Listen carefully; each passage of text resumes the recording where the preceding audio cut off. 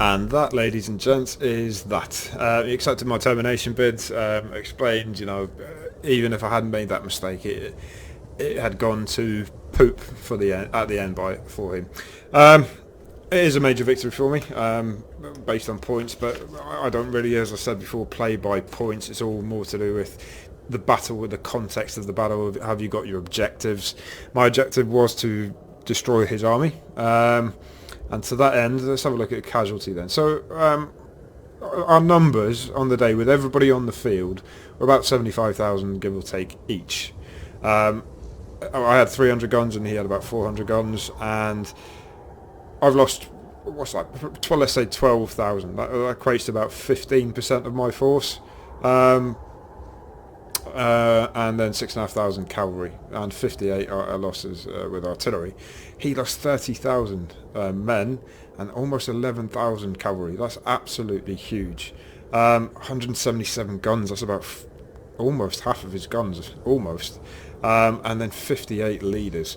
So the objective was to destroy his army. I did destroy his army. Took an awful lot of leaders, high-end leaders as well. Almost caught his high command, Bennigsen, the actual commander of the Russians on the day.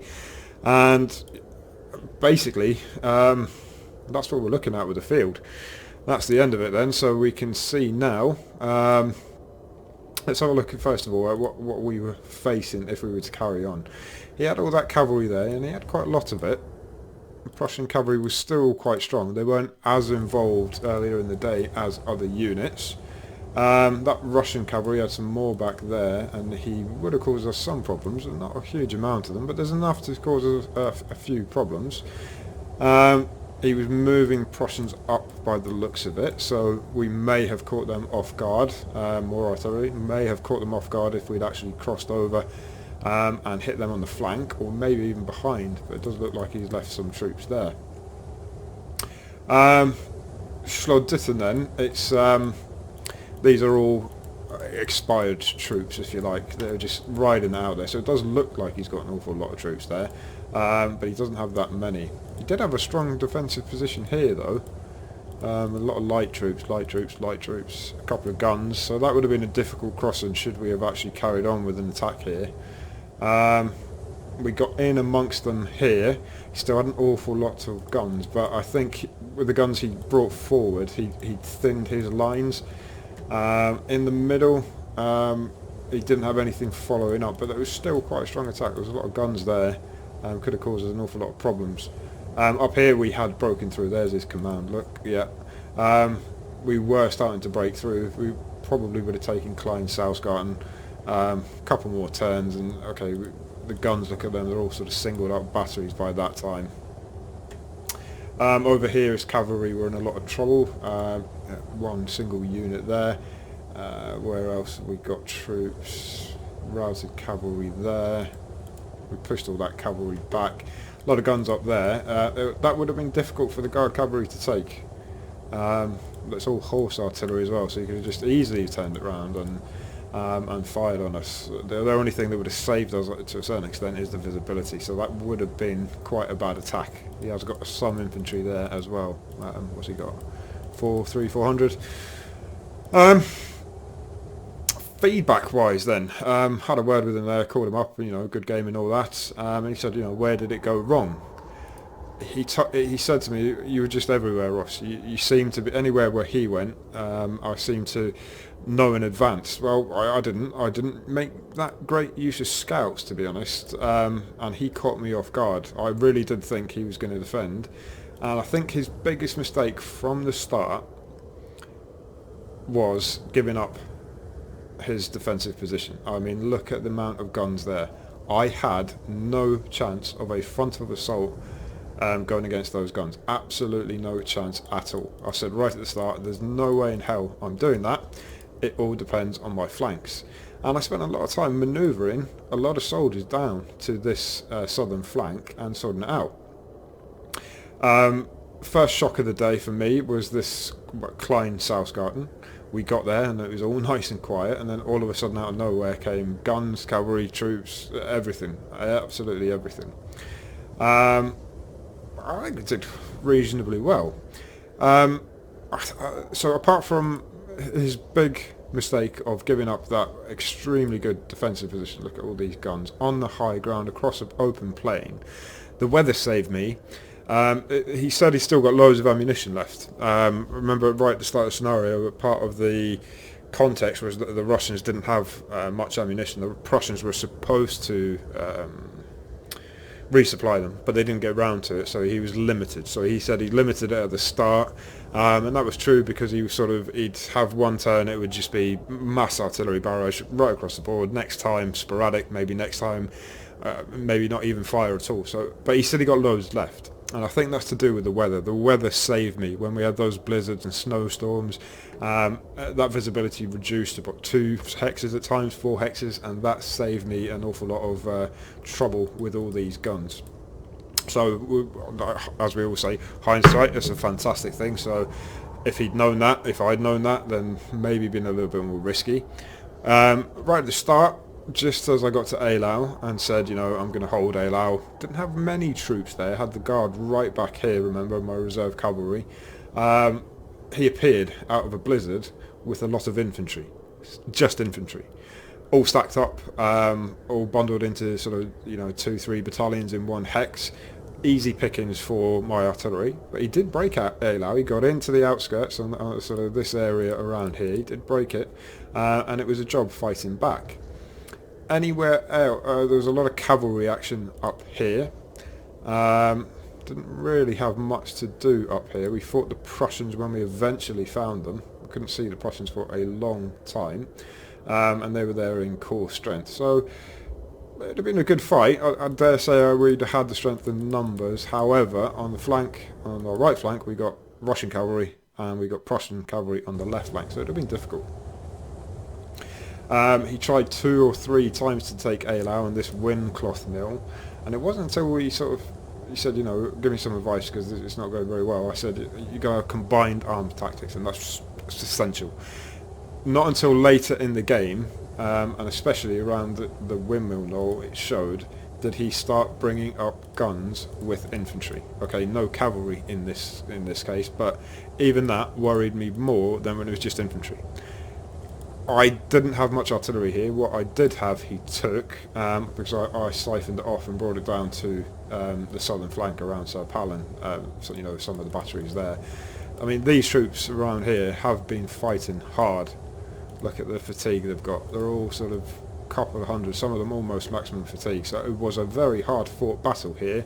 It toed and froed, ebbed and flowed a little bit, yeah. At one point, or a few points, he did take this objective. And around here, yeah, this was where the southern flank. I mean, look at the carnage, absolute carnage. Cavalry battles all day. First met them around here on this plan, and that was my original plan. I manoeuvred that cavalry all the way from somewhere up here. That was it. Down through the road, Grunhofchen, Waschkeiten, Zaysen. So it took a long time to manoeuvre, so maybe he thought everywhere at once, but manoeuvre warfare is a vital part of this. Just because the game says you are set like this right at the start doesn't mean that you have to follow it, especially on these long turn ones. So brought it there, then we met that Russian cavalry over here. It was a hard fought duel, lots and lots of cavalry, pushed them back. It took an awful long time to do it. Managed to get a unit up to the east of these woods, and then got into Klein Salzgarten, nice and quiet. They were all fresh, and then it was a job getting them back. So I had to get another sort of fallback defensive position on this high ground around here, and then wait for the cavalry to actually come up. Then he had some more fresh cavalry. I think they took a route north of Klein Salzgarten along this road, and he set up a battery here. That was the moment, or similar moment, that I had my guard cavalry all match. 40 odd turns it was. They stayed out the way. They were in ravines and valleys, so they couldn't be seen. They went all this road up to Molvitten, then up here, got into position for a charge, and he had some overstacked hexes. That's no problem at all. What was the problem was this battery, and they absolutely obliterated some of the guard cavalry. I mean, if we can find the Mamelukes somewhere, there is a... I think they're back here. Yeah, look at that. Those Grenadier Cheval. 3 guys left. 3 troopers left out of possibly, what's that, 100 odd? 140 maybe? I don't know, somewhere there. Absolutely obliterated. As were those Chasseurs Cheval. And the Mamelukes got caught as well. There you go. Mamelukes lost. They hardly did anything in anger, to be honest. But they got caught because he set up a battery somewhere right in the middle of my cavalry. Guns on that side as well. And, yeah. It was a hard match. It was a hard match. Now, as I said, my opponent, I promised I wouldn't mention his name because he doesn't really like the internet and he's a bit afraid. Anyway, he's not the most familiar with maybe the tactics of the era, but he's willing to learn, and he did learn. Rather than throwing infantry away sort of willy-nilly, just to get cut up and things like that, he learned. He then started looking. He's got guns he's brought up there. He's brought guns up there. I suppose he didn't have any cavalry left in the middle, and it's a thin line actually. All his reserves have gone.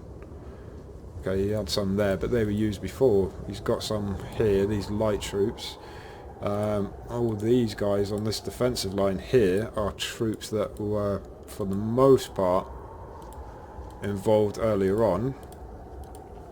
And my advice would be, you know, slow and steady. Don't react to everything I do or everything you see, and have a little bit of weight behind an attack. You know, don't be afraid to use troops, and more than anything, use combined arm tactics. You know, stuff him up with artillery. Okay, the weather sort of got in his way to a certain extent then, and I was saying to him, you know, because it's a standalone battle. I think I explained in one of the videos, and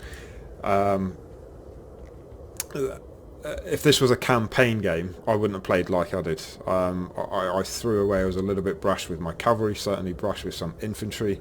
Saying that, I don't think I would have changed much about the way I personally played. But for him, he was so brash. I mean, he's basically got nothing left. What do we say, about 40% of his army destroyed, and that was what I wanted to do. If there was another couple of games in a campaign game, he would have really felt those losses, especially the guns and his cavalry. I mean, his cavalry is almost non-existent now. Absolutely almost non-existent. Whereas my cavalry, apart from the guard cavalry, they got hit pretty hard. My reserve cavalry also did. Everybody did. They were involved all day. But I suppose after a couple of days, weeks, reorganisation, some reinforcements, they'd have been in pretty good shape. Certainly not as bad as the Russians. Don't attack just for the sake of attacking. So if you're near a unit, like let's say these Cossacks, and they're the only thing he can charge with, don't just attack for the sake of attacking. Be patient, wait a turn or two, use your wit, or have your wits about you, think, okay, what's he going to do with this? What am I going to do with that? Bring artillery up to cover any charge and stuff like that. He threw his cavalry away. That was another major mistake, I think. What would I have done in this situation? Good question. Good question. It's not been so rash with my cavalry, for one. The Prussians up here, I don't know. Similar, but in another vein. I think I would have sent a lot of cavalry up here. Towards Drangsitten, and then come down in his flanks. It's, you know, flanks are so important. It's warfare rule number 3 or 4, but it's right up there anyway in sort of the simple rules of warfare. Protect your flanks, and that was a lot of my plan, was to go for his flank. He said he was bringing troops down there anyway, so it wasn't like he reacted to what I had in Klein-Sausgarten. It was just a matter of timing. Maybe I would have waited for a bit more organisation around here when I was moving that line up. It was the guys that went up to Klein-Sausgarten were sort of on their own. Not everyone had caught up with the cavalry and stuff yet. I was sort of a little bit eager to push on. I'd have left some guns here, that's for sure. But they did quite well. He didn't always follow the house rules. I think that may have been a factor as well, not attacking with disordered units. At the start he did, not every time, but I'm pretty sure there were times when, you know, it doesn't matter if there was a disordered unit in a stack, he would melee, no problem, don't mind that. But we don't ideally do it. But then when I reminded him, let's say, not to do it, it then became, he'd just leave troops out in the open and in the hope that maybe they might disorder. This is not a World War II game with your artillery, as I think I mentioned before. Having them back there is perfect, soften them up. However, you need to bring some guns up with you. All about that combined arm tactics, making sure that you can follow or press home any advantage that you get. Infantry breakthrough, guns to the front, cavalry behind, and get through that space. And no disrespect to him, he played a good game. Certainly, when you play somebody that maybe isn't so familiar with tactics, there plays a little bit, I don't know what's the correct term, less historically accurate, they can be a lot more difficult to play against because they do things that are unexpected. Certainly with some of my more regular play-by-email opponents, they wouldn't have done, a lot of what he did. That's what made it quite difficult. There were some few moments I was anxious around Eylau. Certainly, having to get the guard involved. He broke the guard at play at times.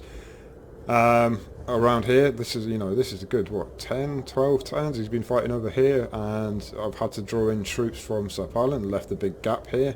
I've had to siphon troops from Eylau to deal with it as well, so he did cause me some anxiety here. Those guns, in the beginning, they caused me constant anxiety. I was always watching them, when they opened up, I thought, everyone's going to rout, I'm going to lose loads of guns. That's where I lost a lot of my guns. Cavalry-wise, I'm quite pleased with how my cavalry went. I think the optional melee result not being active, not being set, made a quite big difference, because sometimes you have a perfect charge lined up, everything's perfect to go, and somehow you lose. But on the flip side, especially over here, I remember some charges. I think it was these Chasseurs Chevals against a big stack. I don't think they had artillery, but I had no right to win that. Yeah, I did. So it does go both ways. It goes from one extreme to the other. So I would say it makes it more realistic. Leaders, they have an inspirational charge, let's say, get them all riled up, and they can win against all odds. Leader gets killed in the first few seconds of a charge, and it all goes to shit. So it swings and roundabouts. I think rather than having it nice and even spread across the board, having one or two or the extremes makes it quite realistic. Yeah, it was a good game. It was certainly a monumental undertaking. Quite like the Battle of Eylau. It's a good one. Loads of room for manoeuvre. I would recommend it. I'm not going to play Friedland for a little while, just for want to play other titles. And the other news is he wants a rematch. He says, look, he's learned, he's taken on board the advice, what do you want to do? I said, okay, not an 80-turn one again, just because, it's massive. But the trouble is, a lot of the more famous battles are big, fixed pitch battles. Like some Borodino, they're all big battles. Waterloo, I'm not doing Waterloo again. His idea, he's got campaign Waterloo, and I said, look, I don't mind playing something a little bit shorter, don't mind playing something where I am the underdog. And my initial reaction was, okay, he wants Waterloo, Quatre Bras as the French. It's quite difficult to win as the French, but I'll be honest, I can't play another Waterloo game even after the update. I've got 2 PBEM games going on at the minute in Waterloo. I've played a lot over the summer since the new update. It's a bit I've played it too much. Auerstat came to mind as well. He hasn't got campaign Jenna, but that would be a nice one. Underdog as the Vu. But I suppose campaign 1814. He's got campaign 1814. I'll have a look at a scenario there. The one that's shorter. Napoleon maybe against the Prussians in the early part of the campaign when he is outnumbered. Got some good units. It's a really good title, so I'll have a look there, and that will probably be the next series, but it will not be as long as this. This was just massive. Well done to him. I enjoyed it. As I said, Eylau is a fantastic battle. Just be wary of that weather. You can use it to your advantage, both sides. And if you're playing, learn from his mistakes. I still learn every day from my opponents. It's not about winning and losing for me. Okay, it's nice to win, I suppose, but it's all about the experience. I get lost in the game, and almost to a certain extent, put myself there on the day. That's why I play so many PC games, especially war games. I suppose that's why we all do to a certain extent. But there we go. What a battle. Absolute carnage. Absolute chaos. Hope you've enjoyed it. Thank you so much for all the comments. I do really appreciate them. Hope you've enjoyed watching it. Please do leave comments after this video with how I could have done better, how he could have done better, what you liked, what you didn't like. Please do leave some comments. Right, for now, and for this playthrough, that is it. That is finished. Thank God. I think I deserve a cup of tea.